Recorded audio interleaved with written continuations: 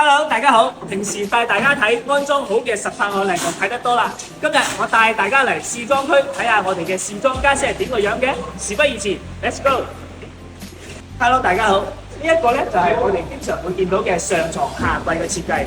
咁呢一種設計需要滿足客戶啲嘢要求咧，主要係有3個要求嘅。首先當然係休息嘅要求啦。咁我哋一個上床加圍板嘅設計，咁就可以滿足小朋友休息嘅一個要求啦。第二個就係儲物要求，你睇睇我哋呢度有一個直梯櫃，再加埋一個側身嘅衣櫃，咁樣小朋友嘅儲物可以得到滿足啦。最後就係學習嘅需要，我哋可以喺呢一個位置加一張書台，咁樣成個房間休息、儲物、學習3大要求都可以滿足晒小朋友。